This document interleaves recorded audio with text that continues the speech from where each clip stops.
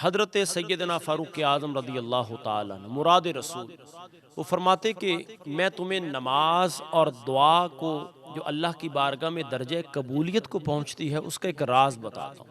फरमाया दुआ और नमाज ज़मीन व आसमान के दरमियान मुअल्लिक़ रहती है उतनी देर तक जब तक रसूलुल्लाह अलैहिस्सलाम की ज़ात पे दुरूद व सलाम नहीं पढ़ा जाता। यानी इंसान दुरूद व सलाम पढ़े दुआ से कबल और दुआ के बाद तो अल्लाह ताला उसकी दुआ को पर लगा देता है, वो अल्लाह की बारगाह में दर्जे कबूलियत को पहुँच जाती है। सुभान अल्लाह।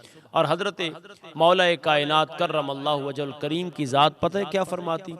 आप फरमाते कि जो बंदा चाहता है कि उसकी नमाज भी अल्लाह की बारगाह में और दुआ भी अल्लाह की बारगाह में दर्जा कबूलियत को पहुँच जाए, यानी उसके अंदर कोई कमी पेशी है तो अल्लाह उसको भी दूर फरमा दे और पूरा करके उसकी दुआ को और उसकी नमाज को अल्लाह ताला कबूल फरमाए।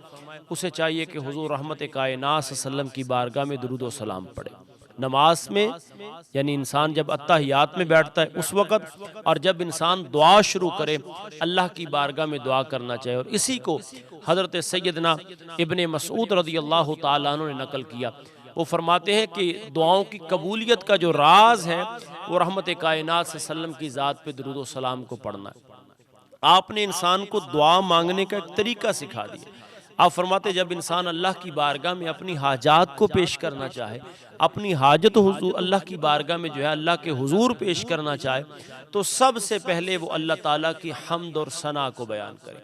उसके बाद नबी करीम अलैहिस्सलाम की बारगाह में दुरूद व सलाम का नजराना पेश करे। ये दुआ मांगने का अदब सिखा रहे। अल्लाह की बारगाह में हम्द व सना, रसूलुल्लाह की बारगाह में दुरूद व सलाम, और फिर अपनी हाजत को अल्लाह की बारगाह में पेश करे।